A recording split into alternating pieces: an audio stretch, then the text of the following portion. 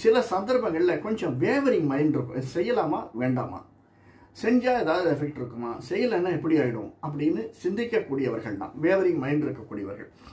ரொம்ப philosophical thinking உள்ளவர்கள், அதிகமாக நண்பர்களை விரும்பக்கூடியவர்கள். நண்பர் கிடைப்பாங்க வேற, நண்பர்களை விரும்பக்கூடியவர்கள், அதிகமாக மியூசிக்கை விரும்பக்கூடியவர்கள். குட் மியூசிக், எந்த விதமான மியூசிக்காக இருந்தாலும் அந்த மியூசிக்கை விரும்பக்கூடியவர்கள்.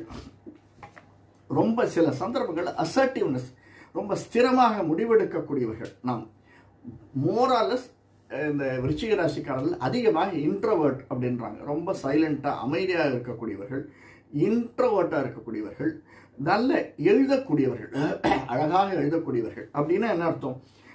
நிறைய திங்க் பண்ணுறவங்க. அப்படின்னு திங்க் பண்ணால் தான் எழுத முடியும், திங்க் பண்ணாமல் எழுத முடியாது. நிறைய திங்க் பண்ணக்கூடியவர்கள், நிறைய பேசக்கூடியவர்கள். ஒரு சமயம் சைலண்ட்டுன்னு சொன்னோம், சில சமயம் பேசக்கூடிய. என்னென்னா எந்த விஷயம் இருக்குமோ அதை சொல்லச்சு ஆணித்தரமாக 2-3 பாயிண்ட்டை எடுத்து சொல்லி பேசக்கூடியவர்கள். அடுத்தது இன்டெலிஜென்ஸ் அப்படின்னும். அடுத்தது சீக்ரெட்டிவ், அதிகமாக சீக்ரெட்டை மெயின்டைன் பண்ணக்கூடியவர்கள்.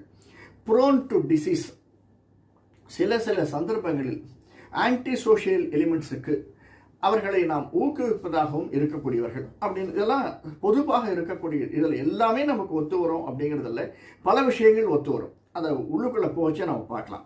அடுத்தது சஃபர்ஸ் ஆப்சஸ், அதாவது சில சந்தர்ப்பங்களில் நமக்கு ஃபிசிஷியன், கெமிஸ்ட் அந்த மாதிரி